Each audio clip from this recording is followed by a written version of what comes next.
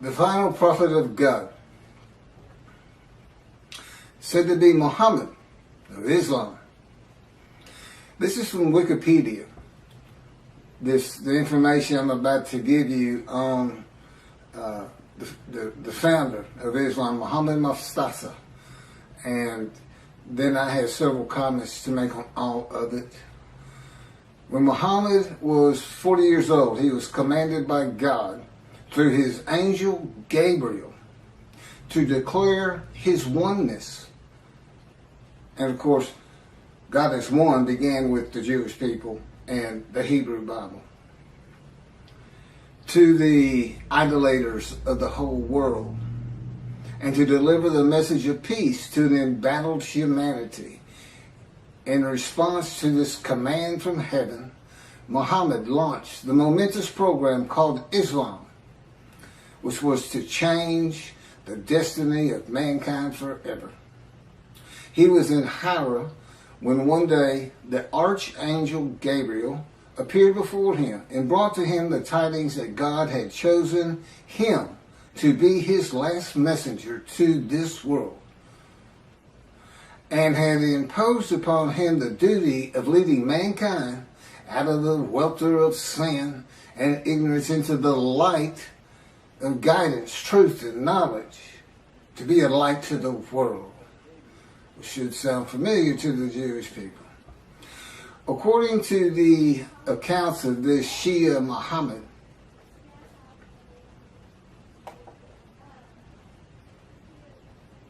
well, I'm working on this. Again, I'm just getting started on all this. And I have a computer in front of me because my cell phone is not responding correctly this morning. And the Lord wants me to get this done. And, Gabriel's not an angel. Clearly, they plagiarized the Hebrew Bible and put into their own cultural laws and norms and what they consider morality. And of course, Christianity is based around a story. Just that, a story. They call it the greatest story ever told. I agree. It's a great story. Billions of people have been deceived into believing it. Now, I can understand the people of antiquity believing it, but the people today believing it,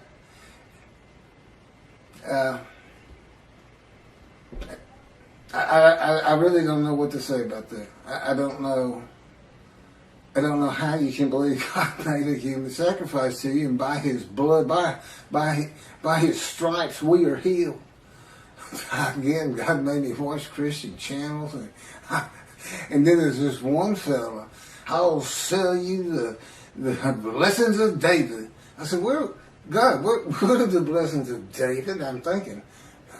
And he said, there are no blessings of David. He's making it up. People believe him. They send their names in with money, and he says their name on the air, and that's what they really want. So, but there is no angel Gabriel. He only appears in the book of Daniel. He only appears in the book of Daniel, who is not a prophet, and it is not a book of the prophets. And he doesn't speak with God. That's what a prophet is. And even Jesus calls him a prophet and quotes him as a prophet, and he's not. It's just story. I mean, come on. A bunch of men standing in a kiln that's burning hotter than the sun, it's just not gonna happen. It's not gonna happen.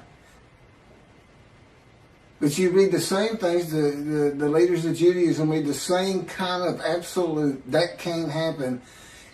But because they like it, and they say our sages believe that, we believe it. Well, your sages lived in another time. Michael Skobac, Jews for Judaism, who also claims Isaiah 53 is the Jewish people as one man, Israel as one man. They had gathered, been crushed by disease, and offered themselves for guilt at some time in history that I'm unfamiliar with. Because he doesn't say it's something that's going to happen. They act as though it already happened. W. Singer of Outreach Judaism believes it happened in World War II with the Holocaust. But that was just 6 million. That wasn't all the Jews of the world gathered as one man Israel. They didn't get long life. They didn't see their children. They didn't teach righteousness. Neither did Hitler if he's the one that offered them as these ram sacrifices, because he reads an offering of oneself for guilt to literally mean, these are his words, it literally means a guilt offering. Let's go to Leviticus. Now, he doesn't say let's go to Leviticus. He says it's a guilt offering, but a guilt offering is an unblemished ram for theft or destruction of holy things, debts. What that has to do with anything, I don't know. Because he's an anti-missionary. He's pointing this interpretation of 53 away from Isaiah 53. But they think they're forgiven of sin. They're not worried about theft and destruction of holy things. They're not worried about that. So I don't know what he's doing, except reaching, really, really reaching. I think the description of a man marred so much beyond human appearance, semblance, and all this plague afflicted, that the Holocaust just grabbed him and he just made it fit. Well, that's what the Christians do. They make Jesus fit. They can argue with me on every single verse, and if you've watched my 6 videos on 53, it took me 6 videos. Some of them were just a half an hour, but there's a lot to it, and I'm the only person who's ever explained it this way. Is anybody who watches it that's familiar with 53 and the commentators on it today, you realize nobody's read it like this, and nobody's ever connected the story of Ezekiel to it. And this atheist, pretty smart guy, but it's just like in Malachi 3. Every time God had me read it, I said, why is that angel leaving early? And he wouldn't tell me. I didn't know until I typed it. I didn't get it. I didn't put these things together. I certainly didn't put Jeremiah into it. In this new covenant, I read the new covenant and it just went on. It didn't even mean anything to me, because I had no background in anything except for the 10 Commandments and Charlton Heston, which is a great show. But there's been some better 10 Commandments since. I've seen them all. But anyway, Gabriel appears in, I think it's 2 chapters, and he's described as a man. A man. Gabriel, a man. And it's in a vision. It's not something where God says in heaven, I have angels, and it's the angel Gabriel, and Archangel so-and-so, the fallen angel, Lucifer. You can't find that in the Hebrew Bible. And it came from Christianity. So Islam, which didn't begin until the 700s, Common Era, I think that's the date here, with Mohammad, long after Christianity, which would have been, before the Talmud was put together. Judaism, when it really became formal, was with the Talmud, I would suppose, and putting the entirety of the Hebrew, all the scrolls together and canonizing it. And it looks like they plagiarized both books. Both books. And like I said, put their own cultural laws, rules, morality, and philosophy into it, but taking the basics. There's Abraham. He's in it. And now, I don't know if Muhammad is supposed to be a descendant of him or not. But here's what happened. So, he says he's the last messenger, the last prophet of God. That's what's on their mouth. It's not the last messenger, it's the last prophet of God. According to the account of Shia Muslims, Muhammad Mustafa, far from being surprised or frightened by the appearance of Gabriel, welcomed him as if he had been expecting him. Gabriel brought the tidings that Allah had chosen him to be the last messenger to mankind, and congratulated him on being selected to become the recipient of the greatest of all honors for a mortal in this world, from Al-Islam, the birth of Islam, and the proclamation by Muhammad of his mission. It's in Wikipedia. Muslims believe that the Quran was orally revealed by God to the final prophet, Muhammad, through the Archangel Gabriel, incrementally over a period of some 23 years, beginning in 609 Common Era, when Muhammad was 40 years old. That's an oral tradition. That sounds familiar. That's what the Talmud is. It's the oral tradition written, so it wouldn't be forgotten.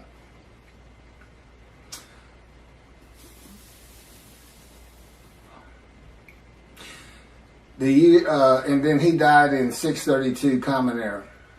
Muslims regard the Quran as Muhammad's most important miracle. He worked miracles like Jesus did. You know, he could bring tidal waves with fish to feed the multitudes. And Jesus fed 5,000 with 2 loaves and 5 fish, or 2 fish and 5 loaves, something like that. Fed 5,000 people. And a proof, his book, the Quran, a proof that he was a prophet, that God spoke to him through Gabriel, the angel. And this Quran was the culmination of a series of divine messages, starting with those revealed in Adam and Eve, and ending with Muhammad. According to tradition, several of Muhammad's companions served as scribes and recorded the revelations. Shortly after his death, the Quran was compiled by the companions who had written down or memorized parts of it. That's from Quran in Wikipedia.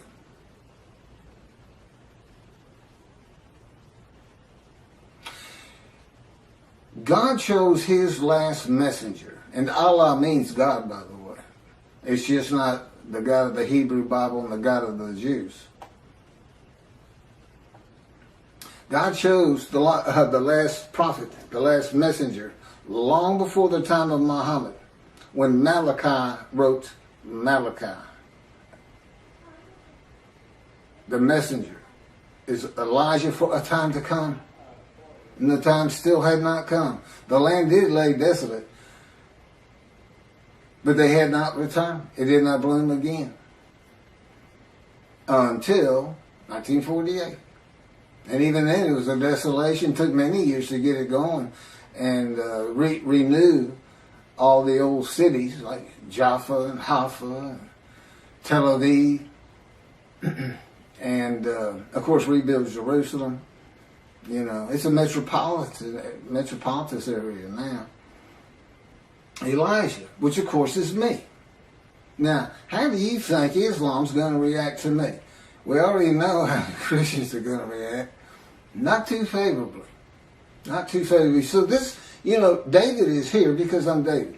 David is here. I am the Moshiach. I am anointed.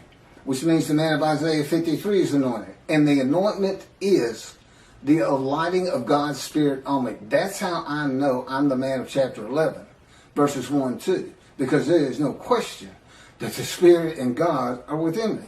And that's how I know this whole concept of God is in His Spirit. And I can point to Scripture that says just that. And explains things where it doesn't say it. Now they believe Muhammad to be a prophet because of his book. I've got 2 books God dictated to me with all this information. This is chapter 49 of Isaiah 53 in the day of the Lord. See, it's not just about Isaiah 53. Now the last chapter is the day of the Lord, and I'm going to do that probably on a separate video. I may make this another 2 half-hour recordings. All my camera will take. So, God's righteous servant, me. I am the final prophet, not Muhammad. And as the final prophet, and with the God of the Jews, being the Abraham and Judaism being the Abrahamic religion that is correct. There's 3. I mean, if you really sit back and think about it, who's gonna win that? Who's going to win? There's three. Are the Christians going to win it with their human sacrifice? Are the Muslims going to when clearly it's just a plagiarization? They're going to be a light to the world.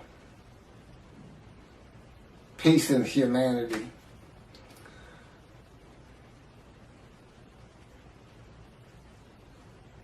And they got there by stealing somebody else's book. They took the book of the children of God also. The Christians attached it. At least they didn't attach it to the Koran. You know, I mean, that's a plus in their favor, I suppose.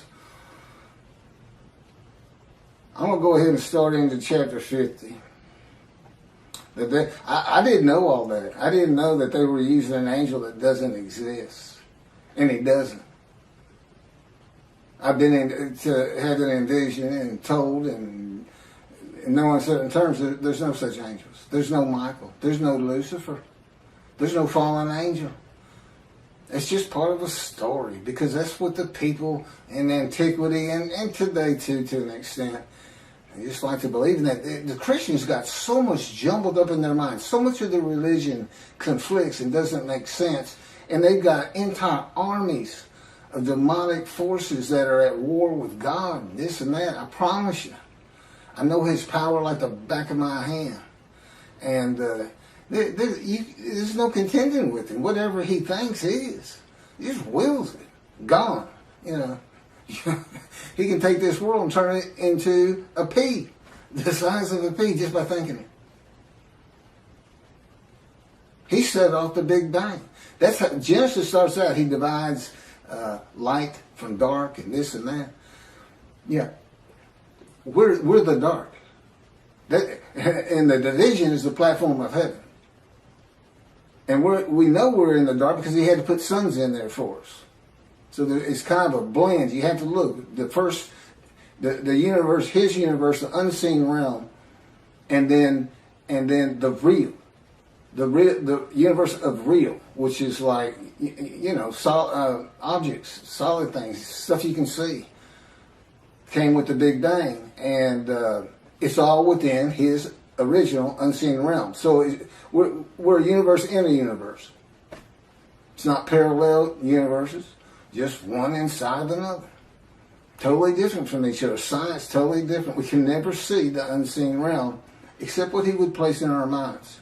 I mean, he can place an angel Gabriel in my mind if he wanted to and have me believe it, and I would. But he doesn't. He's very real and matter of fact. And the fact that at this time, people are still believing the things of the people of antiquity who they didn't know anything. They didn't know anything, and they couldn't go there and say, "Well, I want to check that out. I don't know about that." They couldn't. There's no bookstores, no schools, no teachers. About all you could learn from the wise men was the Hebrew Bible for the Jews, and they spent their life in that book. Well, I haven't. I read it started reading it when I was 50, and it's only because God was teaching me that I have the knowledge that I do have. It's just not possible that any man could do that, and I know I couldn't. So, anyway, the day of the Lord. Now, this is interesting because I had kind of forgotten this entire chapter. The term day of the Lord appears in the books of Isaiah, Ezekiel, Zechariah, Amos, Obadiah, Zephaniah, and finally, in the last book of the prophets, Malachi. In Ezekiel and Zechariah, the day of the Lord is said to be only against the nations, and in Obadiah against Edom and Esau, Christianity, and the nations. If you see Edom and Esau, it's Christianity. That's just Judaism. If you're going to take their book, take all of it. Take the oral tradition with it, Christians. They go together. The prophets warn that the day of the Lord is near, but it is not the end of the world. Now, this is true of the Essenes too. The sect of Jews who wrote the Dead Sea Scrolls. But and with the same concept, evil's going to be gone, but the good stays.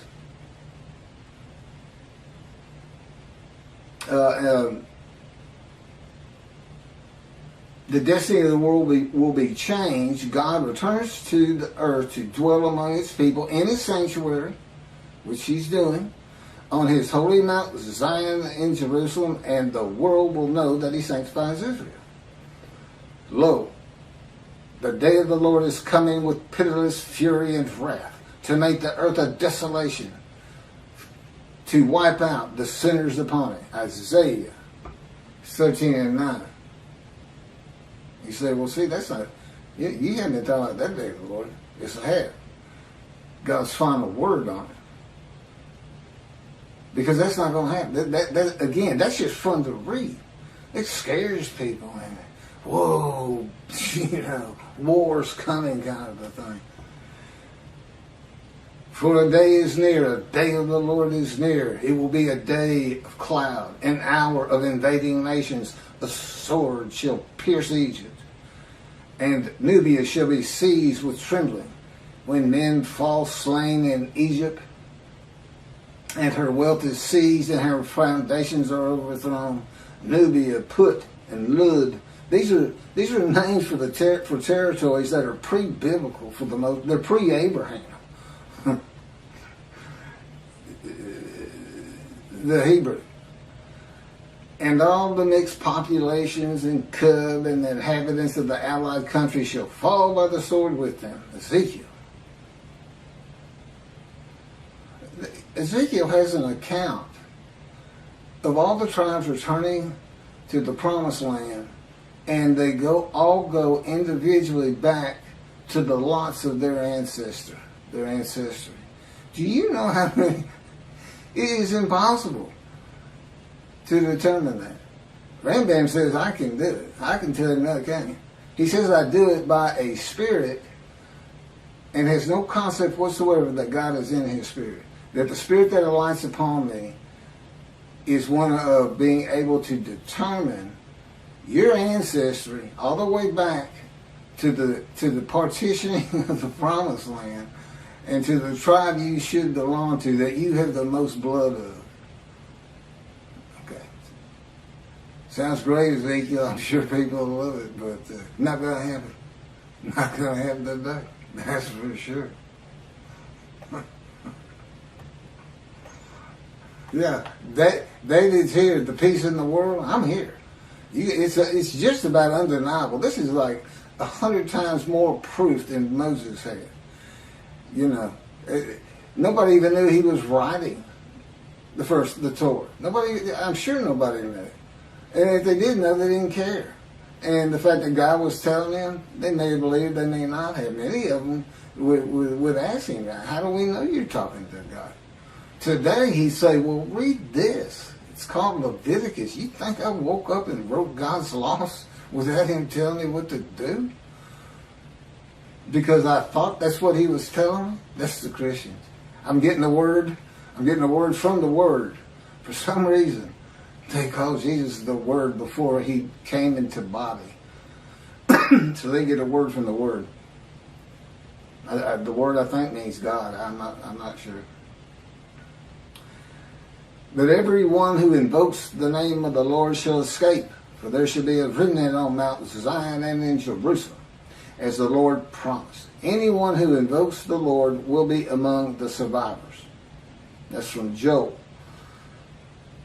For I have noted how many of your crimes and how countless your sins, you enemies of the righteous, you takers of bribes, you who subvert in the gate the cause of the needy. Surely, at such a time, the prudent man keeps silent, for it is an evil time. Seek good and not evil, that you may live, and that the Lord, the God of hosts, may truly be with you, as you think, hate evil.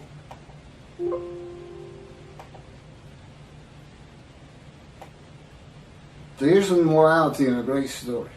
Day of the Lord. And love good. And establish justice in the gate. Again, the Essenes had gates. People like to hang out at them, as you can imagine. and tell stories.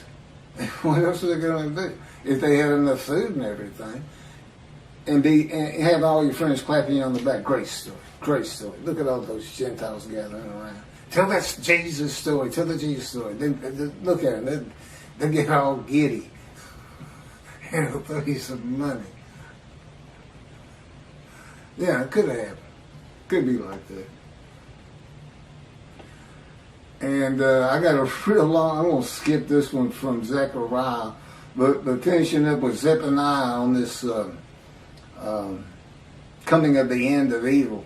And I will bring distress upon men, that they should walk like blind men, because they have been sinned against the Lord.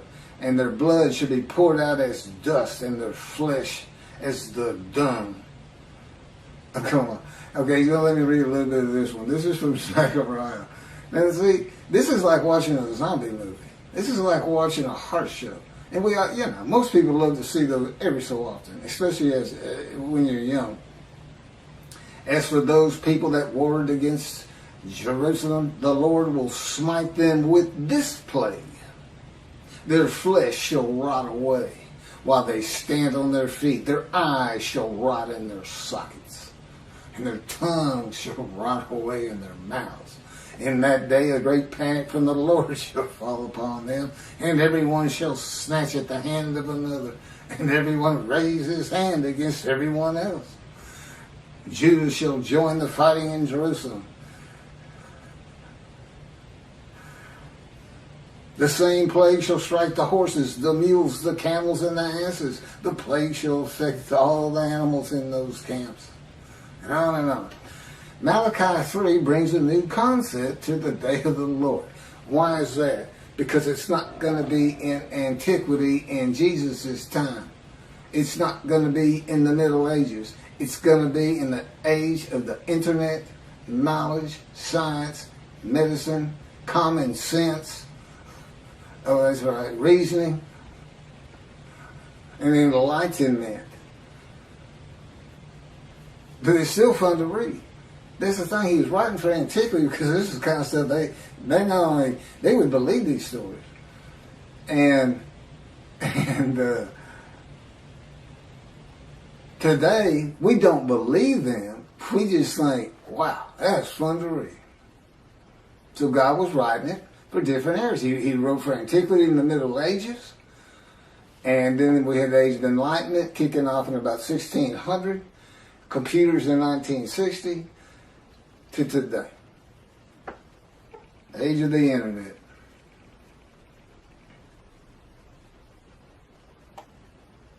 So what new concept in the day of the Lord does Malachi bring? It's God's final word on the day that he's preparing, where the new covenant is delivered.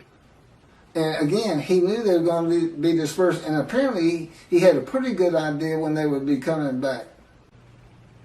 Okay, it's the final word of God,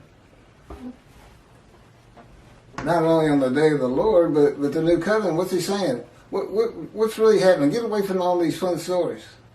He's coming with a covenant of friendship. He says you're going to be safe from now on. The nations of the world is going to know I sanctified the Jews, that the Jews were correct about the Abrahamic religions. I'm going to build a temple which shows I have sanctified you, because nobody's going to want you to build it. The Gentiles of the northern kingdom, imported by Assyria, didn't want the second temple built. They obstructed the building of it and tried to stop it completely with letters to Cyrus or to whoever was leading Persia at the time they sent the letters.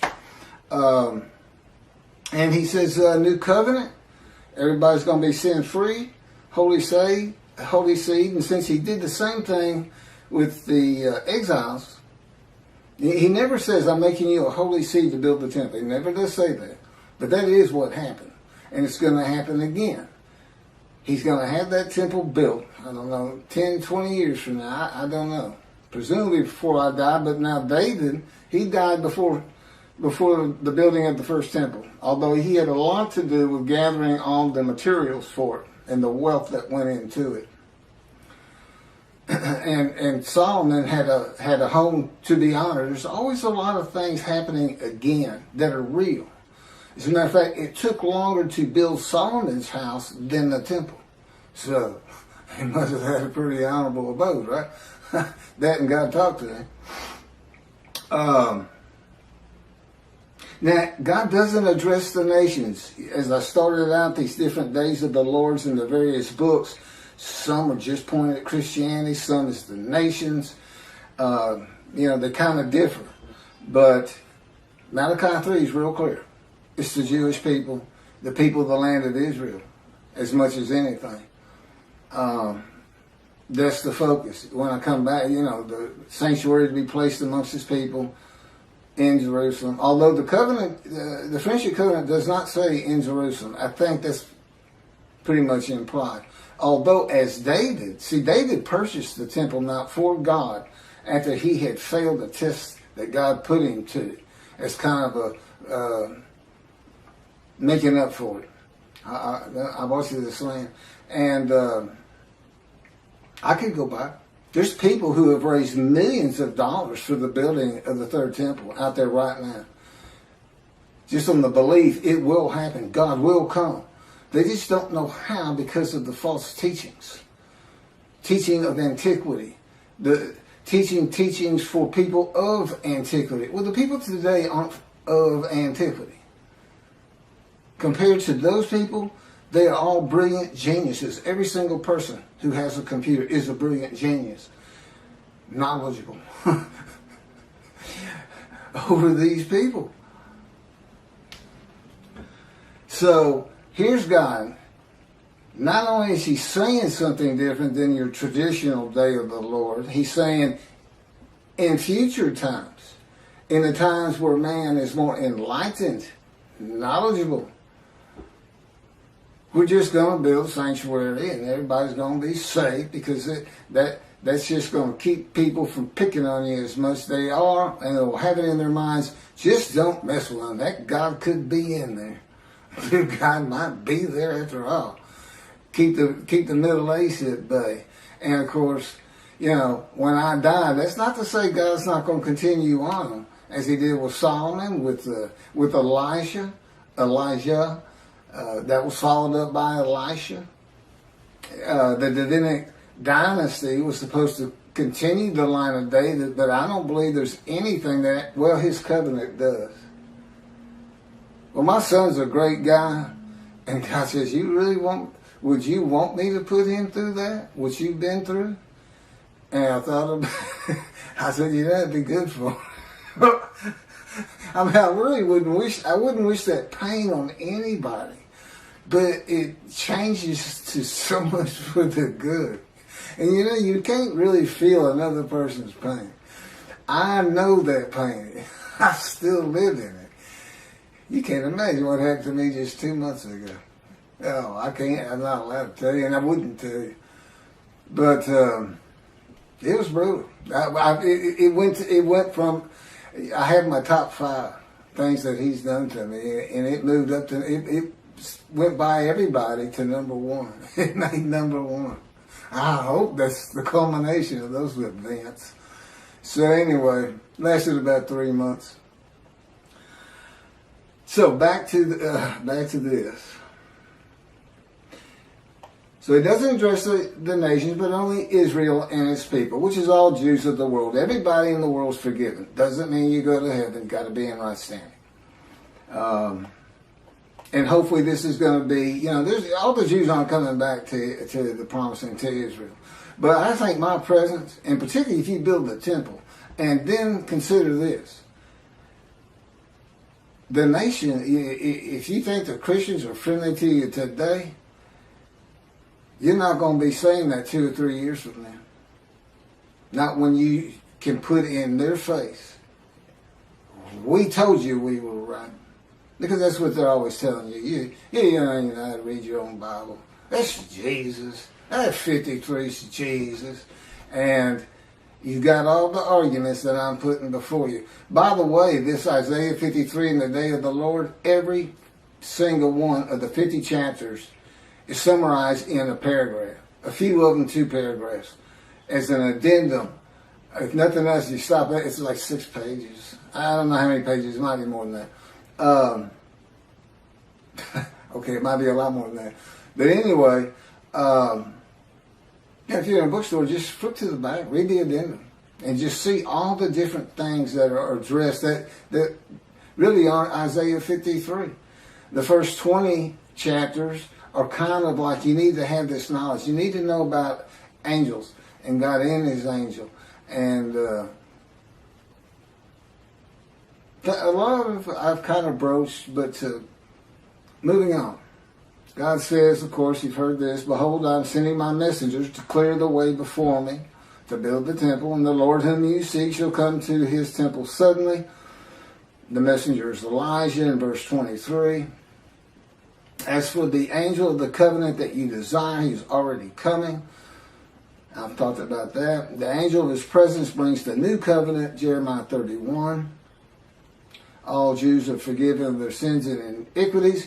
And it's going to be when I get my books published. That's when it becomes official from God's line. And even then, it has to be people who find out about it. Once you find out, whether you believe it or not, but when you start hearing you're sin-free, that's when you need to avoid the evil inclination and really, really stress your Judaism and learning your Torah, which is the effect God expects, Torah on your hearts. And heed God, revere, and esteem his name. Because you don't want to miss what he's preparing. You don't want to miss it. You don't want to miss watching the evolution of the Jewish people from Abraham. He's going to pick, the guy's name will probably be, Poindexter or something. Who knows? He's so funny. But I'm sure, okay, it'll be serious, God says. He says, I let Keith cut up a lot, and he's a human being. It's good for him, and I play along some. But he'll tell you, it's not nearly enough, or it's too long, or it's not long enough. God recognizes that the forgiveness and equities and sin of Jewish people will not cause all to heed him. And in Malachi, he says it, I know there are those that don't. Those that do, I'm putting in a scroll of remembrance.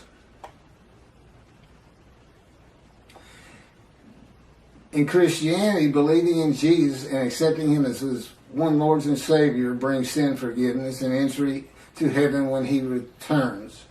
I've covered that. Even if you've committed murder and other crimes against humanity and God, and that's just not true with the God of Israel. He's not going to have bad people up there. But that doesn't mean you don't want to practice Judaism. Because I know the Jewish people would like to focus on life today. The heaven that the Christians dream of and think of is not first and foremost for the Jew. It's being a light. It's living life as well as it can with all these instructions God gave us on how to do it. And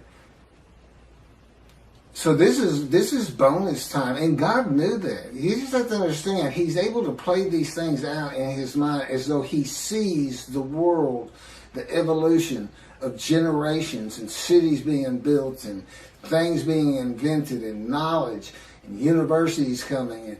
And he can just watch it all happen, and he can see what's going to happen to the Jews. He knows they're going to get destroyed in Europe. And he'll tell you, okay, I'm not supposed to go into that. Maybe someday. But moving forward here, I just keep that in mind. He knows it's going to be a modern time. And here I am. And listen to what he's having me tell the rabbis. And you know what? You know what the effect of that is? It's not a metaphor like Torah on your heart. But, he says he forgives sin, that makes everybody learn Torah. It's really two separate different things. But, so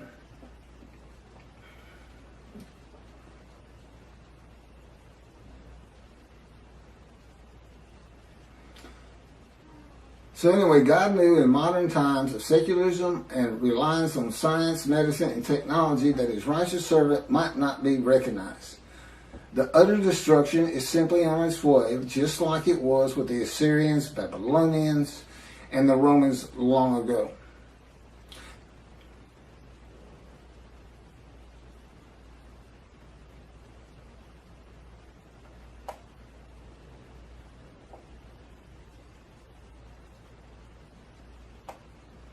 There's no mention in Malachi 3 of the destruction of the nations, as it is in some of the books and chapters and verses that I just read at the beginning of this video, or at least on the day of the Lord.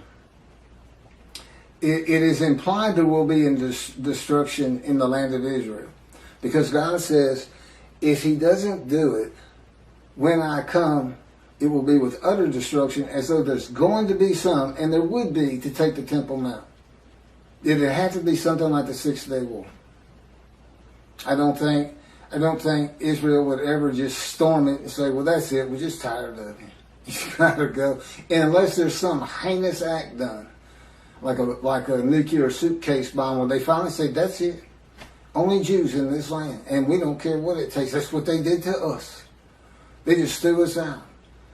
Took everything we owned, took our bank accounts, took our houses, took everything, just said go. We had to walk to the promised land.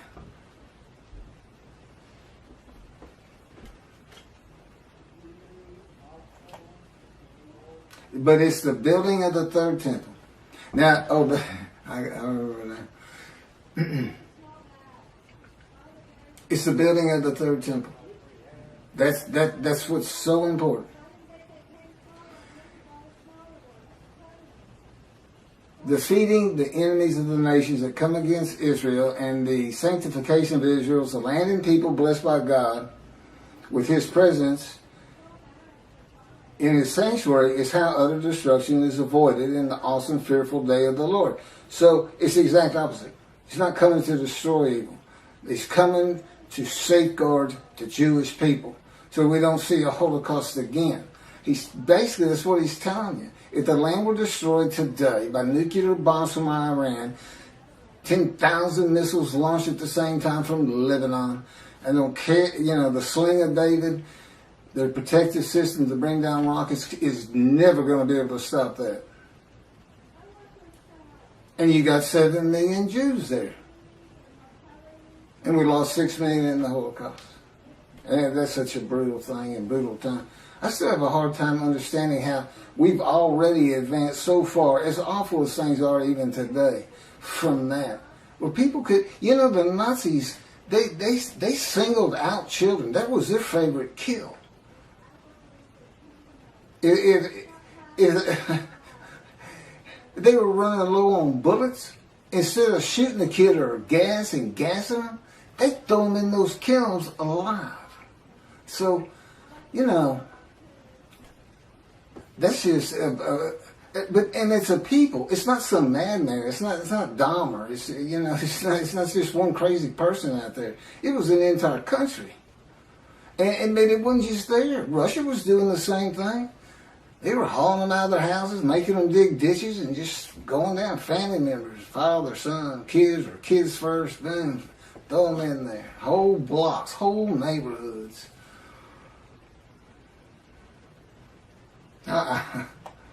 No, some of the visions he's given me to make me really feel and understand what would it be like for the Gestapo just to break down your door and you're sitting with your family at dinner and you have no clue who they even are, and all of a sudden everybody's being murdered, and your girl's raped first, and your wife. I mean, and he put me into it's, we can think about it and be horrified. But he can make it so real, it's as though you're there, but it's still different once you come out of the vision. It's a lot different. One, you're not scarred by it. But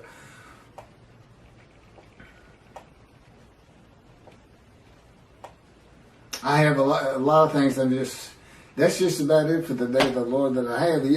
This man in divine beings, host of the Lord's host, it's one God. It's the oneness of God. Of Israel, one angel, and it's the angel of His presence, who doesn't have an angelic body. and he's in and one man, the Moshiach, the anointed one.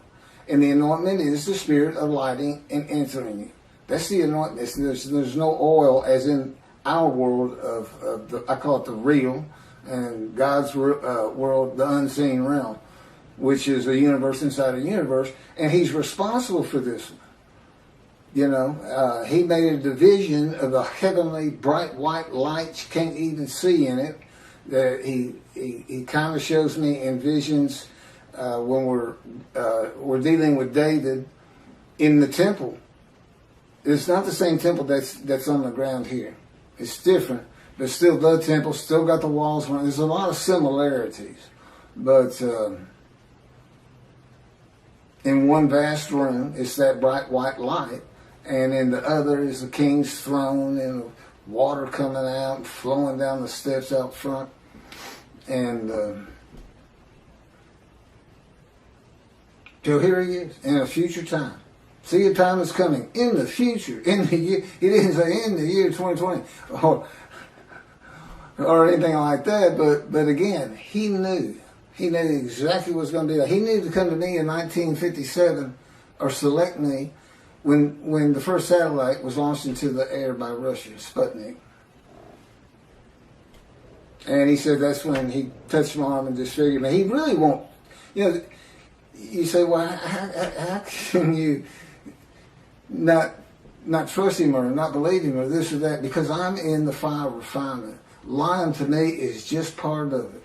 And he finds it so humorous to make me think I'm coming out of this thing. And I thought it 11 years ago. I thought we were done with all the pain and shenanigans and adventures with Christianity. So Christianity knows you're here. I said, they know who's here. You're the man Jesus claimed to be. Isn't that funny? Jesus says in the New Testament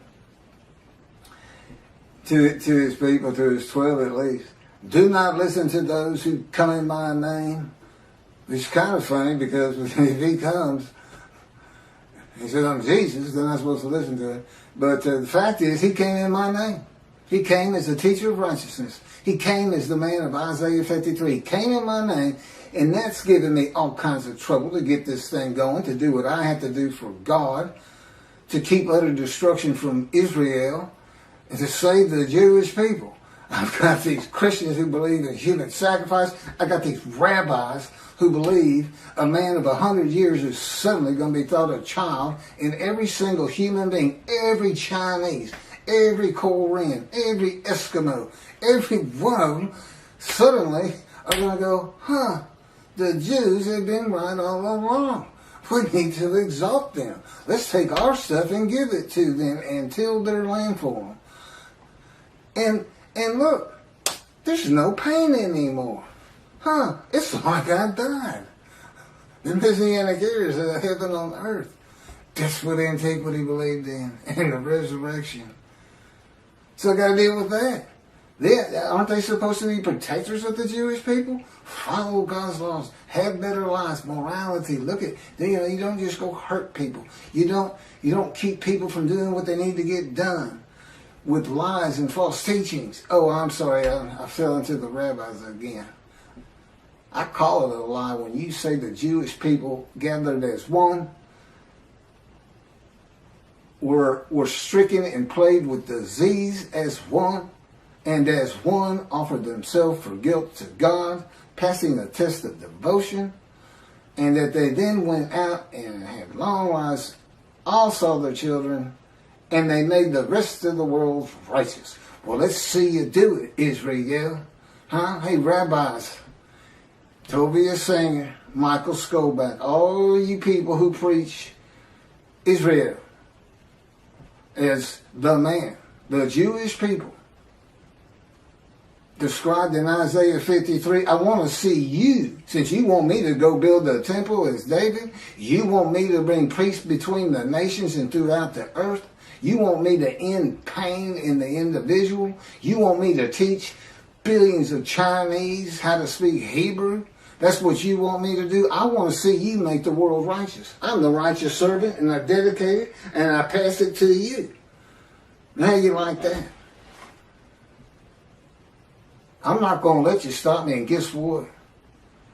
I got somebody behind me that you don't want to contest or contend with. Because people throughout this land are going to hear this very speech about you in Jews for Judaism and Outreach Judaism, your 900-page book, which I shudder to even think about opening, personally, because of your midrash on Isaiah 53, which you had posted on your Facebook notes, and I was one of your friends, and you said in it, share this with everybody. You gave me the right to use it as long as I don't slander you, perjure you, and guess what? God had me type in Isaiah 53 in the day of the Lord, which will become a bestseller someday. A big part of your midrash on the human sacrifice of the blemished rams by Hitler, which shows that Isaiah 53 describes the Jewish people, 6 million of them. Well, that's all I have on the day of the Lord, and doing my job of bringing the wrath and bringing the reckoning. I'm the righteous servant, I'm David, I'm Elijah, I'm the prophet like Moses. And soon to be published, a new song God had me write. And I am an eternal priest of the order of Melchizedek and King David, and a rightful king. That would be leader. It's the same song David used. It's scripture. When David wrote it, God told him, David, write this down, a Psalm of David. My Lord said to his Lord. And there we go again with Christians. They say that if it's the Lord and he's talking to the Lord, that's God of the Trinity talking to Jesus. What's the problem? One of them's capitalized and one's not. What was the other big reason? Well, just read it. It's a song about him. It's written by somebody who works for King David, a servant, something in the kingdom. He's writing of him when you read it, because he would be Lord to this man. He's a lowly servant. Yes, Lord. You know, he's a king. That's what you say. It's not Jesus. It's not meant to be Jesus. It's not a, what do they call it? Epiphany of Jesus? I don't know what it is. God wrote stories that have meaning that's just not right there until you know the story of Jesus. I got to end with this, since I apparently still got a little camera time. So, nothing is ever written about Jesus. Okay, nothing in Dead Sea Scrolls, nothing by them. No commotion at the gate, Essening gate with Jesus saying that, you know, you can't say you're the righteous servant because our founder is the righteous servant. And no altercations noted in the New Testament. And there would have been, God tells me, a pretty contentious group out there. Not a lot of law abiders. But I said, I know, I had to deal with them. I think I was tough on them. Should have tried to deal with them. So, until 70. What happened in 70? The first big Jewish revolt. 500,000 Jews defeated. Battle after battle. People don't think the Jews fight. They fought for every inch of Jerusalem they could get. And then there was another revolt. And then another revolt. And they finally, it's like being in God's fire refinement. They were in the Roman fire refinement. They said, okay, that's it. Let's get out of here. Thanks for the land, God. We got to go. You made everybody mad at us. We're saying we're the chosen. Whoa. So, that's when the first book, so you can see these two rabbis, trudging along through Syria and heading towards Europe. And what are we going to do for money? What are we going to do? I got kids, everything. I can't go to synagogue and make money. That's how I make my living, is teaching the Hebrew Bible. His friend says, it's Shlomo, That story about the Jesus. I get money every time I tell that story, especially if I change it up a little bit. Every time I tell that story, boom, I got lunch, I got dinner. I sometimes have food for the next day. They love it. Gentiles, they just get all. I believe, praise Jesus, falling on the ground.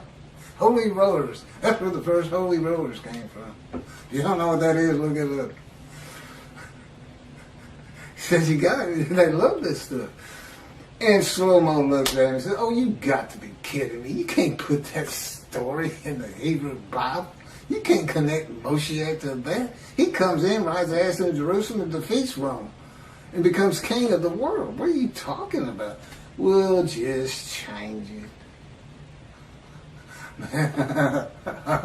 Maybe it was the writers who were deceitful.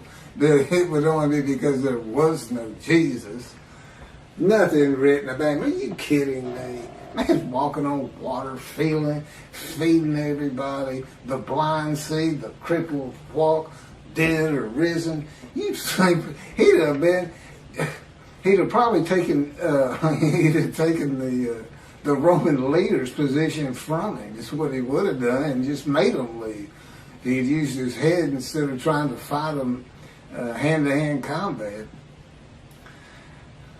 I guarantee you, the revolts would have had more success, although ultimately beaten down just by numbers, if God in me had been there with this unit, this human body, or any other human body.